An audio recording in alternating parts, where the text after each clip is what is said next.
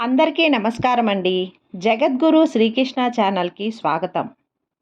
ఈరోజు పాల్గొన మాస శనివారం. ఈ శనివారం రోజు విష్ణువు యొక్క అవతారాలలో ఒకటి అయిన కూర్మావతారం గురించి ఈరోజు తెలుసుకుందాం.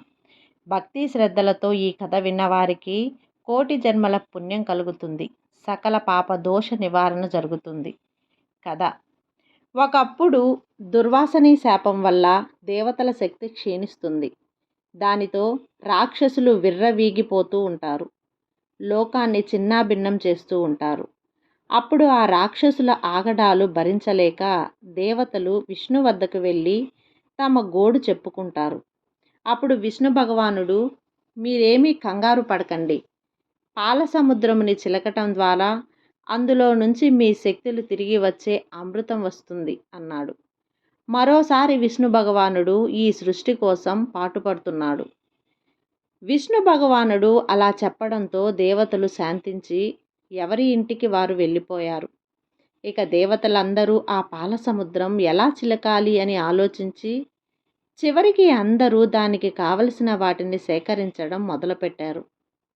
అందులో కవ్వంలాగా చిలుకుటకి మందర పర్వతం తీసుకురావాలి అనుకున్నారు. కానీ ఆ పర్వతాన్ని తీసుకురావటం అంత ఆషామాషీ కాదు. అప్పుడు విష్ణుమూర్తి గరుడరోహణ ద్వారా ఆ పర్వతాన్ని తీసుకువస్తాడు. దాన్ని పట్టుకొని చిలుకుటకి వాసుకి సర్పాన్ని సహాయం అడిగారు. కానీ వాసుకి దానికి ఒప్పుకోదు. దానితో తనకి అమృతంలో భాగం ఇస్తామని చెప్పగానే దానికి ఒప్పుకుంటుంది వాసుకి సర్పం. ఇక కేవలం దాన్ని చిలుకటికి దేవతల శక్తి సరిపోదు. దానికి రాక్షస శక్తి అవసరమని ఎలాగో వారిని ఒప్పించి ఇక సముద్రం చిలకటం మొదలు పెడతారు. మందర పర్వతాన్ని వాసుకి సర్పంతో చుట్టి మొదలు పెడతారు. మొదట దేవతలు వాసుకి తలవైపు పట్టుకొని తోక భాగం రాక్షసులకి ఇస్తారు. కానీ రాక్షసులు, మేము అంత తక్కువ వారిలాగా కనిపిస్తూ ఉన్నామా? మేము తలవైపు ఉంటాము, మీరు తోకవైపు ఉండండి అంటారు. దానితో వారు ఒప్పుకొని దేవతలు తోకవైపు, రాక్షసులు తలవైపు చిలకటం మొదలుపెట్టగానే మందర పర్వతం ఒక్కసారిగా పాల సముద్రంలో మునిగిపోతూ ఉంటుంది. ఇక అప్పుడే విష్ణువుని దేవతలు దానికి ఏదైనా దారి చూపమని అడగగా విష్ణుమూర్తి కూర్మ అవతారం పొందుతాడు. కూర్మ అవతారం ధరించిన తర్వాత అతను మందర పర్వతం కింద దాని బరువు మోస్తూ ఉంటాడు. ఇక దేవతలు, రాక్షసులు ఎంతో కష్టపడి పాల సముద్రం చిలుకుతూ ఉంటారు. అప్పుడే అందులో నుంచి ఒకలాంటి శబ్దం వస్తుంది. అది ఒక రోదనలాగా ఉంటుంది. దానితో జీవులు చస్తూ ఉంటారు. అప్పుడే హాలాహలం పుట్టింది. ఇది విషం, దీని ద్వారా సమస్త జీవం నశిస్తుంది అని దాన్ని ఏం చేయాలో అర్థం అవక శివుణ్ణి కోరుతారు. దానికి ఆ మహాదేవుడు తన అర్ధాంగి అయిన పార్వతీదేవిని కోరగా ఆమె కూడా చేసే పనిలో తప్పు లేదు అని, అది జగతికి ఎంతో మేలు అని చెబుతుంది. దానితో శివుడు దాన్ని గొంతులో ఒకచోట భద్రపరుస్తాడు. అప్పుడే అతనికి నీలకంఠ అని పేరు వస్తుంది. కానీ తర్వాత ఆ వేడికి శివుడు భరించలేకపోతాడు. దానితో అతనికి అర్థమవుతుంది, ఎప్పుడు నీరు తన మీద పడుతూ ఉండేటట్లు చూడాలి అని. గంగ ఇంకా పాల సముద్రం నుంచి పుట్టిన చల్లని తాపమిచ్చే చంద్రుడిని అతని తలపై ఉంచుకుంటాడు. అంతేకాదు, శివుడికి అభిషేకం చేస్తూ ఉంటే అతనికి ఉన్న వేడి తగ్గుతుంది అని తర్వాత ఆనవాయితీగా వచ్చింది. ఇక సముద్రం చిలకటం మొదలు పెడతారు. అప్పుడే అందులో నుంచి సురాభాండము, అప్సరసలు, కౌస్తభము, ఉశ్చైశ్రవము, కల్పవృక్షం, కామధేనువు, ఐరావతం, లక్ష్మీదేవి, పారిజాత వృక్షము, చంద్రుడు, ఇలా చాలా వస్తూ ఉంటాయి. చివరికి పాల సముద్రం నుంచి ధన్వంతరి చేతిలోకి అమృతం పట్టుకొని సముద్రం నుంచి వస్తాడు. అమృతంతో బయటికి వచ్చిన ధన్వంతరి ఇక అప్పుడు అసలు కథ మొదలవుతుంది. అమృతం కోసం రాక్షసులు ఎగబడి చూస్తూ ఉంటారు. పెద్ద హోరు జరుగుతుంది. ఇక దేవతలు మళ్ళీ విష్ణువుని వేడుకోగా కరుణా కటాక్షము కలిగిన విష్ణుమూర్తి మోహిని అవతారం ధరిస్తాడు. మోహినిని చూసిన రాక్షసులు ఒక్కసారిగా నోర్లు తెరచి అలా చూస్తూ ఈ ప్రపంచాన్ని మరిచిపోతారు. ఇదే అదునుగా మోహినిని తన అందాలని అలకపోస్తూ వయ్యారంగా నడుస్తూ వస్తూ ఒకవైపు అమృతాన్ని దేవతలకి పోస్తూ మరొక వైపు రాక్షసులకి తన అందచందాలు చూపుతూ ఉంటుంది. కానీ ఆ రాక్షసులలో రాహు దీన్ని గమనించి దేవతల వరుసలోకి రావటం దాన్ని సూర్యచంద్రులు గమనించి మోహినికి చెబుతారు. దానితో విష్ణు చక్రంతో రాహుని తల నరకటం జరుగుతుంది. కానీ అప్పటికే రాహువు అమృతం తాగటం వలన తన తల ఇంకా మొండెం వేరైనా వాటికి మాత్రం ప్రాణం పోలేదు. దానితో రాహు కేతుగా మారటం జరిగింది. ఇది రాక్షస గణం చూడలేదు. వారు మోహిని మైకంలో మునిగి ఉన్నారు. కానీ సూర్యచంద్రుల వలనే ఇది జరిగింది అని రాహు కేతు కోపంతో వారు మింగటానికి చూస్తూ ఉంటారు. ఇదే తర్వాత సూర్యగ్రహణము చంద్రగ్రహణముగా మారిపోయింది.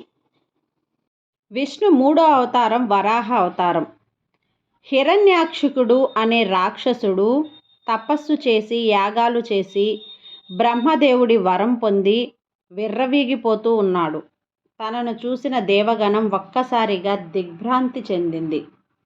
ఇక హిరణ్యాక్షకుడు మొత్తం ప్రపంచాన్ని తన అధీనంలోకి తెచ్చుకొని సృష్టి వినాశనం చేస్తూ సకల జీవరాశిని చిందర వందర చేస్తూ భూమాతకి నరకం ఏమిటో చూపిస్తూ ఉన్నాడు. భూమాత ఇది చూడలేక జీవరాశి యొక్క మొర వినలేక దిక్కుతోచని స్థితిలో తల్లడిల్లిపోతూ ఉంది. అప్పుడే తనకు సకల జీవరాశిని కాపాడే విష్ణుమూర్తి దీనికి పరిష్కారమని విష్ణు భగవానుణ్ణి తెలుస్తుంది. భూమాత చేసే ఆక్రాందం వింటూ హిరణ్యాక్షకుడు సంతోషిస్తూ ఉంటే సకల జగన్మోహనుడు ఆ విష్ణు భగవానుడు భూమాత యొక్క బాధ ఇంకా ఆ సృష్టి ఆవేదన తెలుసుకొని న్యాయం చేకూరాలి అని ఒక్కసారిగా తలుచుకున్నాడు. ఇక్కడ భూమి ప్రళయ విలయంలో చిక్కుకొని తల్లడిల్లిపోతూ ఉంది. ఇక అప్పుడే విష్ణు భగవానుడు వరాహ అవతారం గావించాడు. ఒక్కసారిగా ప్రళయంలో చిక్కుకున్న భూమాతను తన ముక్కు మీద పెట్టుకొని ప్రళయం నుంచి కాపాడాడు. అదే సమయంలో హిరణ్యాక్షకుడు వరాహమూర్తి మీద యుద్ధానికి వచ్చాడు. ఇద్దరి మధ్య హోరాహోరున పోరు సాగింది. హిరణ్యాక్షకుడు వరాహమూర్తి మధ్యలో హోరాహోరీగా సాగుతున్న పోరు చాలా భయంకరమైన హోరు. తర్వాత వరాహమూర్తి హిరణ్యాక్షకుడిని అంతం చేస్తాడు. అప్పుడు ఒక్కసారిగా భూమాత శాంతిస్తుంది. అప్పుడే వరాహమూర్తి సృష్టిని మరింత కొత్తగా చేశాడు. అప్పుడే 7 ఖండాలు 7 సముద్రాలుగా విభజించి మరింత కొత్తగా సృష్టిని తయారు చేస్తాడు. వరాహమూర్తి అప్పుడే దేవతలు వరాహమూర్తిని కొలవటం మొదలు పెడతారు. తర్వాత అతనే తిరుమలలో శ్రీ వెంకటేశ్వర స్వామి వారికి చోటుని ఇస్తాడు. అక్కడ అందరూ తనని కొనియాడుతూ ఉంటారు. ఇక్కడ వరాహ అవతారం అంటే పంది అవతారం. అందరూ దాన్ని ఒక నీచంగా చూస్తూ ఉంటారు. ప్రతి జీవరాశి తనకు ఒకటే అని చెప్పే అంశం కూడా ఇందులో ఆంతర్యంగా మనకు తెలియజేశాడు ఆ సృష్టికారుడు. విష్ణు భగవానుడి 4వ అవతారం నరసింహ అవతారం. హిరణ్యకశిపుడు ఎన్నో ఏళ్ల ఘోర తపస్సు చేసి బ్రహ్మదేవుని యొక్క వరం కోరాడు. దీనికి కారణం తన సోదరుడు హిరణ్యాక్షకుడు వరాహ అవతారం చేతిలో చనిపోవటం. హిరణ్యకశిపుడు ఇంకా హిరణ్యాక్షకుడు ఇద్దరు సోదరుడు అయిన హిరణ్యాక్షకుడు చనిపోయిన తర్వాత హిరణ్యకశిపుడు అజ్ఞాతంలోకి వెళ్ళిపోయాడు. ఎంతో ఘోర తపస్సు చేసి బ్రహ్మదేవుణ్ణి రప్పించాడు. తర్వాత బ్రహ్మతో వరం పొందాడు.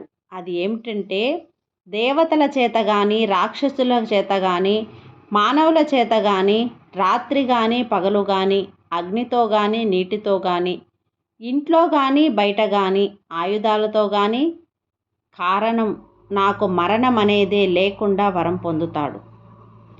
ఆ వరంతో విర్రవీగిపోతూ భూమండలంతో పాటు ఆ దేవలోకాన్ని కూడా ఒక్క ఉదుకున కుదుపుతూ ఉంటాడు.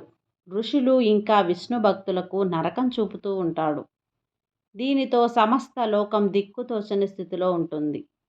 దీనితో దేవతాగణం మళ్ళీ సర్వేశ్వరుడు అయిన విష్ణు భగవానుని వద్దకు వెళ్ళి తమ గోడు తెలుపుకుంటారు.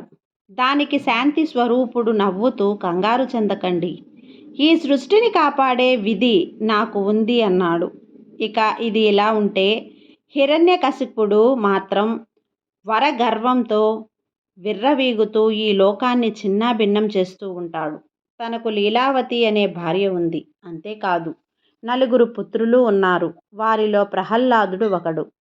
ఒకరోజు హిరణ్యకశిపుడు ప్రహ్లాదుడిని పిలిచి తనతో ముచ్చట్లు పెట్టి మాట్లాడుతూ ఉండగా, మాటల మధ్యలో ప్రహ్లాదుడు, ఈ లోకం మొత్తం విష్ణు చేతిలో ఉంటుంది, సమస్త జీవరాశికి అధిపతి అతనే అంటూ విష్ణుమూర్తిని స్తుతిస్తూ ఉంటాడు. ఒక్కసారిగా కోపంతో లేచాడు. విష్ణు అనేవాడు లేడు అని అన్నా అతను దేవుడే కాదు అని అతన్ని మనం పూజించడం తగదు. ఇంకోసారి అతన్ని గురించి నువ్వు చెప్పావు అంటే పరిణామాలు ఘోరంగా ఉంటాయి అని హెచ్చరిస్తూ వెళ్ళిపోయాడు. కానీ ప్రహ్లాదుని ప్రవర్తనలో ఎటువంటి మార్పు రాకపోవటంతో గురుకులంలో వదిలేశాడు. అక్కడ అయినా మారుతాడు అని. కానీ అతనిలో ఏ మార్పు రాలేదు. ఇక కోపం కట్టలు తెంచుకుంది. హిరణ్యకశిపుడికి ఎన్నో మాటలు చెప్పి చూశాడు. అయినా ఏ మార్పు లేదు. ఇక అతన్ని చంపాలి అని అనుకుంటాడు. సకల జనులు ఇంకా ప్రహ్లాదుడి తల్లి ఆవేదనతో ఉంటారు. ఇక హిరణ్యకశిపుడు మాత్రం ప్రహ్లాదుడిని ఒక కొండపై నుంచి తోసివేస్తాడు. కానీ అతనికి ఏమీ కాదు. తర్వాత ఏనుగులతో తొక్కివ్వటం జరుగుతుంది. అయినా ఆ ఏనుగులు తొక్కవు. ఇంకా విషం తాగిస్తాడు. అయినా ఏమీ కాదు. పంచభూతాలు ఇంకా దెయ్యాలతో చంపేలా చేస్తాడు. ఇంకా పాముల కాట్లు వేసేలా చేశాడు. అయినా ఆ విష్ణు భగవానుడు అతనికి తోడుగా ఉంటే ఎవ్వరూ ఏమి చేస్తారు? ఇంకా సముద్రం, అగ్ని ఇలా ఎన్నో రకాలుగా అతన్ని చంపాలి అని చూసినా కూడా చీమ కూడా ప్రహ్లాదుడికి ఏమీ చేయలేదు. ఇక హిరణ్యకశిపుడు మాత్రం దీన్ని భరించలేక, చూడు ప్రహ్లాద, నీ యొక్క విష్ణు అనే భగవానుడు ఎక్కడ ఉన్నాడో నాకు చూపు అన్నాడు. అప్పుడు ప్రహ్లాదుడు, అక్కడ ఇక్కడ అని కాదు, ఈ జగం మొత్తం అతనే ఉన్నాడు. నీలో, నాలో, ఇంకా ఈ స్తంభంలో కూడా అతనే ఉన్నాడు అన్నాడు. ప్రసన్నంగా ప్రహ్లాదుడు. దానితో కోపం కట్టలు తెంచుకున్న హిరణ్యకశిపుడు ఒక్కసారిగా, అయితే ఈ స్తంభంలో కూడా అతను ఉన్నాడు అంటున్నావా? అయితే చూపు నీ యొక్క విష్ణు భగవానుణ్ణి అంటూ తన పిడికిలితో ఒక్క ఉదుకున ఆ స్తంభాన్ని తన్నాడు హిరణ్యకశిపుడు. అంతే, భీకరంగా మెరుపులు ఇంకా వెలుగుతో ఉగ్రరూపంగా ఒక అవతారం కట్టలు తెంచుకొని ఉగ్రోషంతో బయటికి రావటం జరిగింది. అతని రూపం సగం మనిషి, సగం సింహం. ఎర్రగా నిప్పులలాగా కన్నులు ఉన్నాయి. మేఘార్జన కంటే ఇంకా ధీటుగా అతని స్వరం ఉంది. అతని రూపం చూసిన హిరణ్యకశిపుడే కాదు, దేవదేవతలు కూడా ఆశ్చర్యకితులయ్యారు. ఒక్కసారిగా హిరణ్యకశిపుడు ఇంకా నరసింహునికి పోటాపోటీగా భీకర పోరాటం జరిగింది. అది పగలు కాదు, రాత్రి కాదు, సంధ్యా సమయం. అతని రూపం దేవుడిలా ఇంకా అసురుడిగా లేదు. సగం మనిషి, సగం సింహం. అది ఆకాశం కాదు, సముద్రము కాదు, ఇంకా ఇంట్లో కాదు, బయట కాదు, గడప మీద అక్కడే.